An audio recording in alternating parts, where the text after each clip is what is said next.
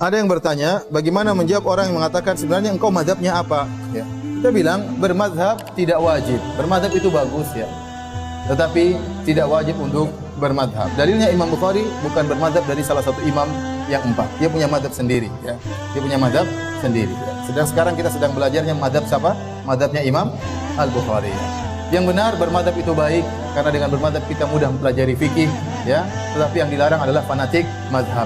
Fanatik mazhab. Oleh karena sebagian ulama mereka tidak fanatik mazhab tertentu. Imam Malik ya punya murid Imam Syafi'i. Imam Syafi'i tidak bermadzhab Imam Malik. Dia belajar Imam Malik tapi dia punya mazhab sendiri. Kenapa ada perkara-perkara yang diajari oleh Imam Malik dia tidak setuju? Paham? Imam Syafi'i punya murid Imam Ahmad. Apakah Imam Ahmad bermadzhab Imam Syafi'i? Jawabannya tidak. Ada perkara-perkara yang disampaikan Imam Syafi'i tidak disetujui oleh Imam Ahmad, maka dia pun punya mazhab sendiri ya. Yang penting yang diwajibkan oleh Allah adalah kita beramal dengan dalil Al-Qur'an dan Sunnah sesuai dengan pemahaman para ulama. Bahkan sebagian ulama tidak fanatik. Contoh Al-Muzani rahimahullahu taala. Al-Muzani itu murid topnya Imam Syafi'i dan dia yang punya kitab Mukhtasar Al-Muzani. Semua buku-buku fikih Syafi'i kembali kepada kitab Mukhtasar Al-Muzani. Jadi dia Imam Syafi'i waktu meninggal dunia digantikan oleh muridnya, kemudian salah seorang muridnya tersebut meninggal digantikan oleh Al-Muzani. Dan Al-Muzani mengumpulkan perkataan Imam Syafi'i yang terdapat dalam kitab Al-Um dengan juga yang dia dengar langsung dari Imam Syafi'i, dia ringkas dalam kitabnya Mukhtasar Al-Muzani. Ternyata Al-Imam Al-Muzani tidak fanatik buta kepada Imam Syafi'i. Ada beberapa pendapat-pendapat dia yang menyelisih Imam Syafi'i.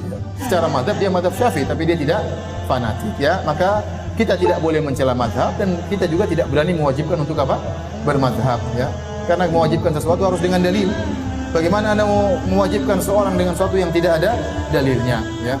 Padahal imam mazhab banyak, ada Imam Syafi'i, Imam Malik, Imam Abu Hanifah, Imam Ahmad, ada Imam Ishaq, ada Imam Sufyan Ats-Tsauri, ada Imam Abu Thawr, ada Imam Ibnu Hazm, ada Imam Bukhari. Ini mazhabnya sendiri lagi Imam Bukhari ya.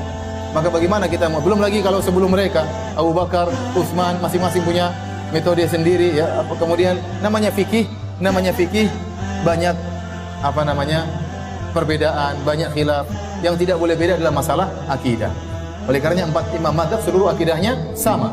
Seluruh akidahnya sama. Imam Bukhari akidahnya sama dengan Al-Imam Al-Muzani, sama dengan imam-imam yang lain. Adapun mazhab fikih banyak perbedaan ya. Tapi kalau orang belajar dengan mazhab tentunya lebih baik dia mempelajari mazhab Syafi'i secara total, kemudian setelah itu baru kemudian dia belajar mazhab yang lain. Tapi sekarang tidak mudah. Ya tidak mudah seorang belajar satu mazhab secara full ya dengan kesibukan yang ada. Ya orang ingin yang praktis, mana pendapat yang paling kuat maka dia ngaji dan masing-masing ustaz menyampaikan yang menurut dia lebih baik. Dan banyak pendapat-pendapat kita tidak keluar dari mazhab. Kita sampaikan pendapat ini yang benar ini mazhab ini.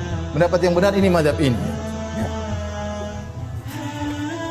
Ketika saya menyampaikan sunnah ditentang oleh keluarga dan mereka beranggapan saya digoda oleh jin awan. Bagaimana saya menyikapinya? Ya, bilang saya tidak digoda jin. Ya coba ruqyah saya. Ya. Saya ruqyah baca Quran, kalau orang kerasukan jin itu pasti apa? Kepanasan ya.